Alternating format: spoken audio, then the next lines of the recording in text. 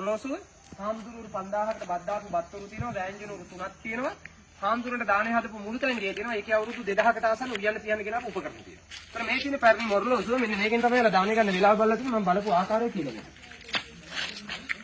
මේ හැබැයි මේක ඇවිල්ලා ඔරිජිනල් ඔරලෝසුව නෙමෙයි හොඳේ. මේ ඇවිල්ලා ඩුප්ලිකේට් එකක්. ඔරිජිනල් ඔරලෝසුව තනි කළු ගලෙන් හදන මෙතනමයි ස්ථාපිත කරලා තිබ්බේ. මෙතන ස්ථාපිත කරලා තියෙද්දි අපේ මිනිස්සු පාගගෙන ගිහිල්ලා ගෙවුනා. දැන් මේක ඔරිජිනල් එක දැන් ගලවගෙන ගිහලා මියුසියම් එකේ තියලා තියෙන්නේ මේ ගහලා තියෙන දැන් අනුරුවක්. ඒ හා සමාන ඩුප්ලිකේට් එකක්. ඔරිජිනල් එක මියුසියම් එකේ තියෙනවා බලන්න පුළුවන් මම මේකේ වෙලාව බලපු ආකාරය කියලා දෙන්නම්. දැන් අපි හාමුදුරනේ අපි දන්නනේ හාමුදුර කෙනෙක් ගම 12 වෙනි ඉස්සෙල්ලා දානේ වළඳනවා කියන්නේ. අපිට අද ෆෝන් එකකින් ඔරලෝසුවකින් පුළුවන් වෙලාව බලන්න. අතීතේ ෆෝන් එකක් ඔරලෝසුවක් තිබ්බේ නැහැ වෙලාව බලන්න. දැන් අපි භාවිතා කරන්නේ 24 පැය ඔරලෝසුවන්නේ. අතීතයේ තිබ්බේ අපේ හාමුදුරනේ 24 පැය නෙමෙයි. අතීතයේ තිබ්බේ 60 පැය. අහලා තියෙනද 60 පැයක් යනවද කියලා අහන්නේ ගමනක් ගිහින් එන්නේ.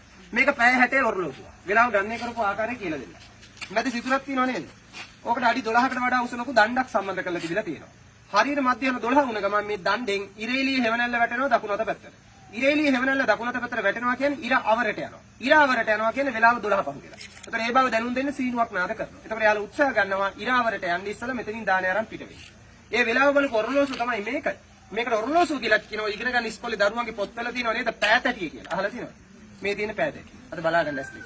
මෙතනින් මේ පැත්තට වහලයක් තියෙනවා අතනින් අර පැත්තට වහලයක් තියෙනවා මැද කැලලට වහලයක් නැහැ මේක ඕපන් ස්ටේ හිරු එළියෙන් වෙලාව බලන්න.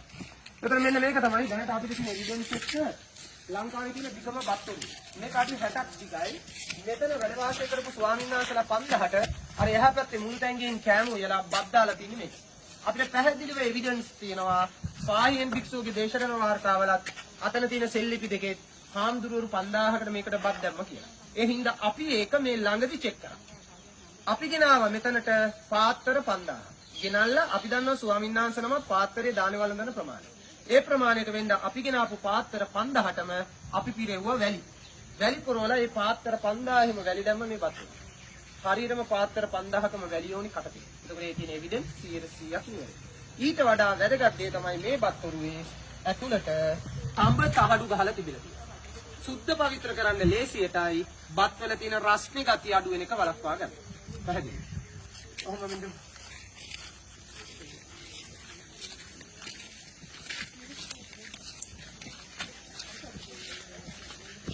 ඒතර අපි හන්දරේ මේ තියෙන්නේ වෑංජනෝරු. දැන් මෙතන තියෙන එක වෑංජනෝරුයි.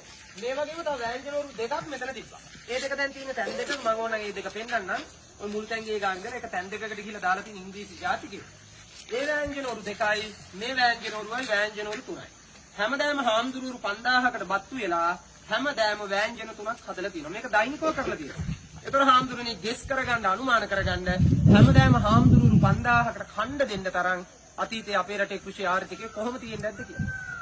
පෙරදිග ධාන්‍යාගාර කියන්නේ අපේ රටට. දැන් අබේගිරියේ 5000යි, මහවිහාරයේ 3000යි, ජේතවනයේ 2000යි, මිහින්තලයේ 3000යි, අම්පාර රජගල රිටිගල තව කොච්චර හිටියද? ඒතර හැමදාම ඛණ්ඩ දීලා තියෙනවා. කොහොම රටක්ද මේ? ඒතර මේ තියෙන දාන හොල්. ඉතල තමයි ඉන්න දාන අනුභව කරන්නේ. මේ බලන්න. අතනින් බත් බෙදාගෙන අතනින් වෑංජන බෙදා හිතේ කපු. ඔය තියෙන හාමුදුරුවෝ වාඩියේ ශාසන.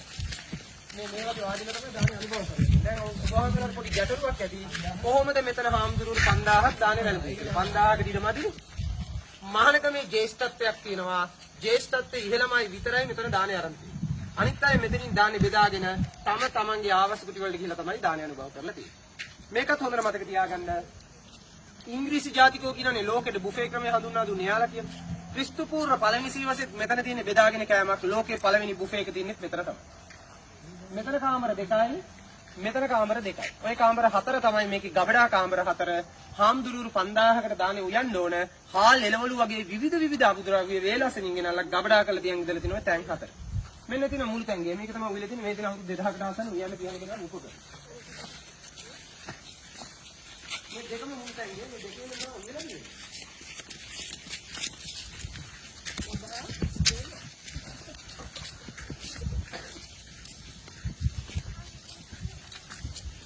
මේ දින අපේ හඳුනන අතීතයේ ස්වාමීන් වහන්සේලාට දානේ උයන්න කුරහන් නඹරක කුරහන් ගල. දැන් මේ එක කුරහන් ගල. මේකේ උඩ කරකවන කෑලි මේ වගේ කුරහන් ගල්, හට්ටි, මුට්ටි, වලම් වගේ ගොඩක් දේවල් හම්බෙලා තිනවා. ඒවා සේරම තියෙනවා මියුසියම් එකේ බලන්න පුළුවන්. කොහොම මෙන්න ගැටුවට වැදගත් මේක පෙන්නන්න මේ බලන්න.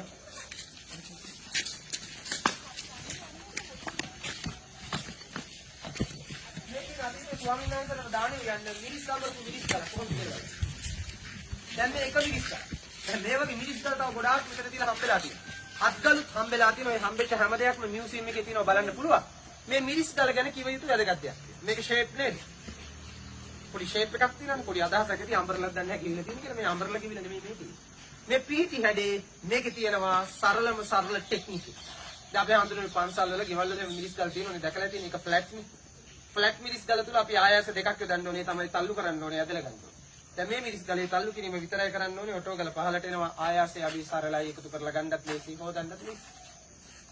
සරලයි. අය ලොකු දෙයක් හදාගන්නත් එපා ලොකු කොටසක් නැහැ. ඒකත් එහෙමයි අනිත් එක 5000 කියන්නේ ලේසි ප්‍රමාණයක්.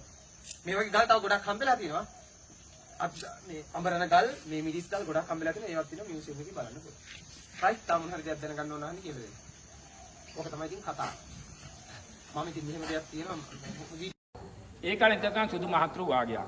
ඒගොල්ලෝ කරන්නේ ඇත්තු මරලා දල අරගෙන ගජමිතියක තියෙන සුදු මහත්රු වාගියා. එදා දවසේ මේගොල්ලන්ට ඒ වගේ දේවල් හම්බ වෙලා නැහැ. එදා මෙයා මහා වනාන්තර.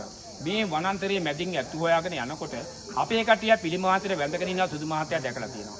ළඟට ඇවිල්ලා ඇහුවලු ඇයි ඔයගොල්ලෝ මේ කළු ගල් වලට වඳින්නේ කියලා. නෑ අපි බුද්ධ ප්‍රතිමා කොහේ දැක්කත් වඳිනවා මේ වේ පිහිට අණුවත් අපට තියෙනවා.